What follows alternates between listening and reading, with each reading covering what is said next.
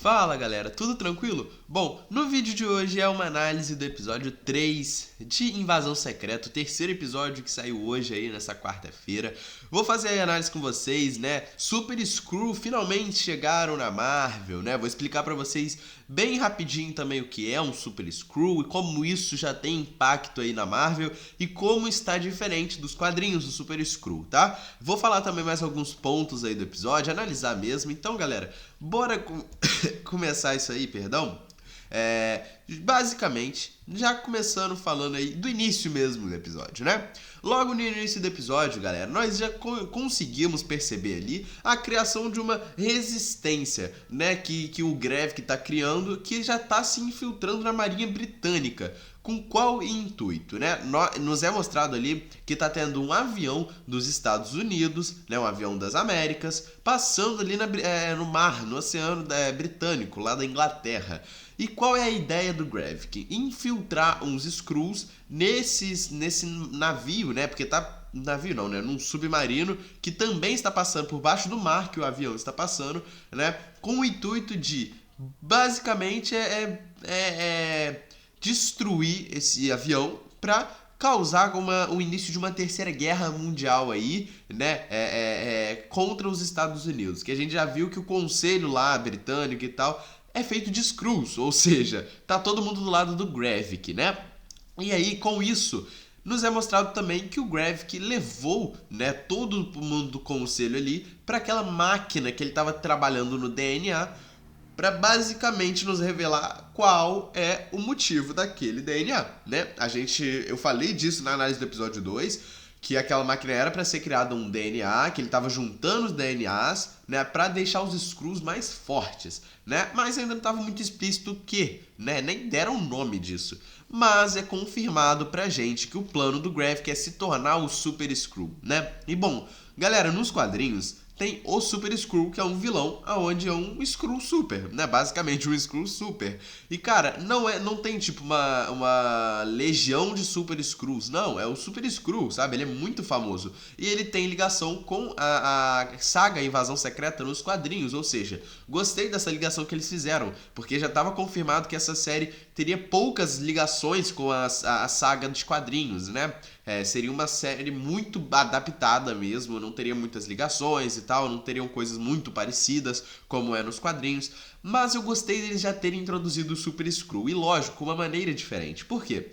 Nos quadrinhos, galera, o Super Skrull é um vilão com superpoderes, Skrull, que herda, né? Ele tem os poderes do Quarteto Fantástico, basicamente, dos heróis do Quarteto Fantástico. Ou seja, o braço dele estica, enquanto o outro é uma pedra, ele pega fogo, fica invisível, sabe? Isso é um Super Skrull. Ele tem os poderes do Quarteto Fantástico, dos heróis do Quarteto Fantástico. Mas como nós ainda não temos o Quarteto Fantástico introduzido no CM, quais são os poderes dele? Bom, galera, a gente já viu em um trailer, e quando eu fiz a análise do trailer de Invasão Secreta, eu até falei nisso. Eu falei na possibilidade de já ter um Super do Gravik se tornar o Super Skrull na Marvel, né? Porque no trailer ele tá esticando o seu braço, e os Skrulls não fazem isso, né? Ou seja, ele estaria com superpoderes ali. E aí eu falei que ele poderia se tornar o Super Skrull e estaria com o poder do Senhor Elástico, né? Do Senhor Fantástico, perdão. E bom, como a gente ainda não tem o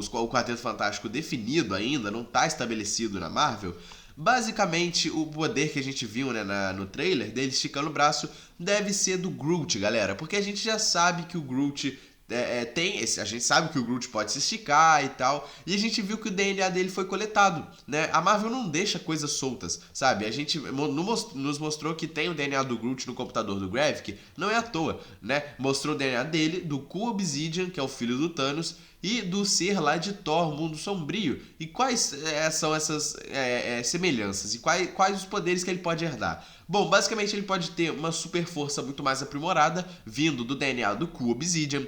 Ele pode se esticar igual o Groot estica os seus galhos, né, dele, que ele é uma árvore, né? E do ser lá de Thor, Mundo Sombrio, eu não sei como que pode adaptar isso para um poder no Super Skrull, tá? Mas também podem, sabe? Então, basicamente já desvendamos dois poderes, né? Que o de esticar provavelmente é o DNA do Groot, e o de super força aprimorada, que seria do Coisa, né?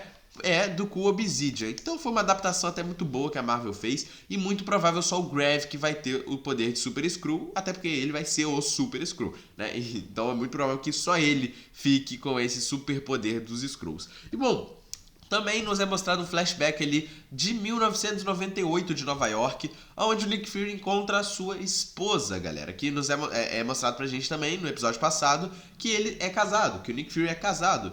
E a gente fica naquela pergunta, né? Ele sabe que a esposa dele é um Skrull, ou ele nunca soube disso? E é mostrado pra gente que sim, o Nick Fury sabe que a sua esposa é uma Skrull, tá? Ele tem noção disso, ele é casado com uma Skrull e ele não liga, né? Porra, tá certo, né, pô? É preconceito, seria preconceito, pô. Não sei nem como se chama, né? Mas seria um preconceito, pô. Então, tudo bem, o Nick Fury aí, que é casado com uma Skrull, ele não liga e tá tudo certo, né? E bom, basicamente ali na conversa que eles têm, ela também revela que o Nick Fury que foi blipado, que virou pó, era o Nick Fury verdadeiro. Né? Que depois que ele virou pó, que ele ficou um tempo, né, fora da Terra, anos fora da Terra, porque ela fala ali, né, que ficou alguns anos sem ele por causa do blip, e quando ele voltou, ele foi pro espaço direto. Ele não veio aqui, ficou um tempinho, sabe, ficou um tempo com ela, não, ele foi direto pro espaço. Ou seja, ele perdeu ela 2 vezes, como ela fala, né? E ela ali já mostra um pontinho pra gente bem interessante, que ela, na negação que ela fala que não tem uma ligação com o Grav, que já deixa entender que ela tem, bem escondida, uma ligação, mas ninguém esconde nada do Nick Fury, e ele provou isso nesse episódio. Ou seja, muito provável que ele já deva saber que o Rhodes é um Skrull, mas já eu falo disso, e que a sua esposa tá do lado do Gravik. Ele já deve saber disso, tá? Ninguém esconde nada do Nick Fury, galera. E bom, também nos é mostrado que o Gravik já tá também com uma desconfiança muito grande com a Gaia, né? Ele cria essa desconfiança, já tá criando, e isso vai ter consequências no futuro. E era no futuro do próprio episódio, né, galera? No final do episódio, já eu chego lá também, né? E bom, nós vemos a conversa que o Gravik e o Talos têm finalmente, né? E bom, a gente consegue perceber que o Gravik toca na Gaia, que é a filha do Talos, e ele perde a linha total. Ou seja, pra deixar o Talos muito bravo, é só falar da filha dele.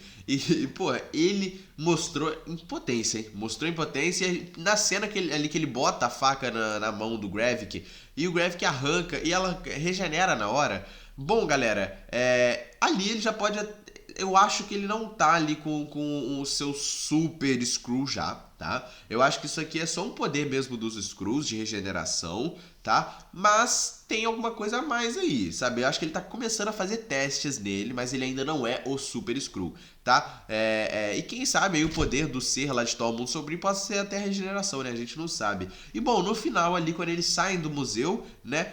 A gente vê que um senhorzinho deixa um celular com o Talos. E a gente pode ver que sim, é a sua filha está se comunicando com o Talos por um telefone, né? E a gente vê que aquela conversa que eles tiveram lá no primeiro episódio não foi à toa. E ela não traiu o seu pai, ela traiu mesmo o Gravik, né? Ela foi uma traidora do Gravik que tá do lado do seu pai, né? Dando informações pra ele. E bom, nós finalmente vemos também a reconciliação entre Nick Fury e Talos, que a gente precisava ver essa reconciliação entre os dois, né? E bom, eles estão indo nessa missão de tentar parar o submarino, né? De criar essa terceira guerra mundial. Que, pô, uma missão super tranquila, né? Uma missão super fácil de ser feita, né? E bom, basicamente também na conversa que eles têm várias vezes ali nessa troca que eles têm, nos revelado que se não fosse pelo Talos, o Nick Fury talvez nem estivesse nem pegasse o maior cargo dele na SHIELD, né? Ele fala que ele só pegou os cargos grandes na SHIELD porque o Talos passava informações que ninguém no mundo tinha. Ou seja, o Nick Fury deve tudo ao Talos, galera. O Nick Fury deve toda a sua vida de espião, toda a sua vida que ele teve na SHIELD, tudo ele deve ao Talos, cara. Ou seja, cara, isso foi revelador, por isso que eu deixei isso até separado pra falar aqui, né, nessa parte da análise, porque isso é bem surpreendente pra mim, sabe? E bom, logo em seguida a gente também vê o porquê que o Nick Fury é o Nick Fury, né, galera? Basicamente eles invadem a casa lá do Bob, né, que é o cara da Marinha Britânica, que é um Skrull, né? O cara da Marinha Britânica tá lá naquela cúpula dos Skrulls lá, no refúgio do Gravik, mas o Skrull tá ali, né? E ele basicamente tá comandando a missão para começar a Terceira Guerra Mundial ali entre os Estados Unidos e a Inglaterra. e eles têm a missão de entrar na casa dele e ir até o Bob pra fazer ele parar com isso. E a gente vê mais uma vez que ninguém engana o Nick Fury. Por isso que eu falei que a sua mulher não vai enganar ele, que o Rhodes não enganou ele, ele finge ser enganado. E isso é muito bom no Nick Fury. Ele finge ser enganado, né? E ali o Bob se passa pelo Talos no telefone e o Nick Fury fala... Pega o filho, o filho do Bob de refém e fala que ninguém chama ele de Nick. Ou seja... Cara, ninguém consegue enganar o Nick Fury, tá? Ninguém consegue enganar o Nick Fury. E graças ao Talos e ao Nick Fury ali, né? Ao Talos específico, eles conseguem, né? E a Gaia, que traiu ali o Gravik na cara dura, eles conseguem parar essa terceira guerra mundial por enquanto, tá? Por enquanto, porque o Gravik não vai parar. O Gravik vai voltar e vai continuar, cara. E bom, também nos mostra no final do episódio, pra acabar o episódio, a esposa do Nick Fury indo num lugar muito secreto e pegando uma arma, né? Uma arma. E ligando para o Gravik, né? Como eu falei, ela não... o não que ela falou lá que não tinha ligação com o Gravik já deu a entender que ela tinha. E nos é mostrado que ela tem ligação com o Gravik, que ela tá bem perto, né? Ou está já do lado do Gravik, cara. E ela vai fazer uma ligação pro Gravik e quem atende é o Rhodes, galera. Cara, como assim? O Rhodes atendeu a ligação do Gravik. Eu falei pra vocês no episódio 2, o Rhodes estava muito suspeito. Muito suspeito, sabe? Ele nunca iria tratar o Nick Fury daquele jeito. Ele respeita o Nick Fury, sabe? Ele é o vice-presidente dos Estados Unidos, mas ele respeita o Nick Fury. Não tem como, sabe? Ele tratar o Nick Fury daquele jeito, por tudo que eles têm, a troca de relações que eles têm, entende? Não tem como o Rhodes mudar de personalidade daquele jeito, sabe? No segundo episódio eu falei que ele era um Skrull, galera. E eu ainda mantenho a minha opinião. O Rhodes é um Skrull. Cara, ela liga pro Gravik, quem atende é o Rhodes, sabe? Pra mim isso é uma... Cara, ou o Gravik ou outro Skrull tentou enganar muito bem a esposa do Nick Fury, né? Porque quem atende a ligação, quem liga pra ela, né? Lá no apartamento, na casa deles, é o Rhodes. Ou seja, ou alguém tá se passando pelo Rhodes na ligação ali no final do episódio, ou o Rhodes realmente é um Skrull. E eu vou com a última opção, o Rhodes é um Skrull. E bom, a gente vê que a Gaia tá fugida, galera, também, né? Porque, porra, ela parou a Terceira Guerra Mundial, que era o maior intuito do Gravik. Se ela não tivesse parado, a série acabava aqui, entende? E, ou seja, ela tem que fugir, mas ela não consegue sair do refúgio. E o Gravik dá um tiro no peito dela. E galera, ela morreu? Cara... Eu não sei como eles vão trazer ela de volta, mas ela vai voltar. Eu confirmo isso pra vocês. Galera, primeiro, é a Gaia, a filha do Talos, sabe? Eles poderiam usar esse motivo dela morrer pro Talos se vingar totalmente do Gravik? Poderiam. Mas eu acho que ela não vai morrer, até pelo fato de ser a Emilia Clarke, galera. É uma atriz gigante que fez Game of Thrones, galera.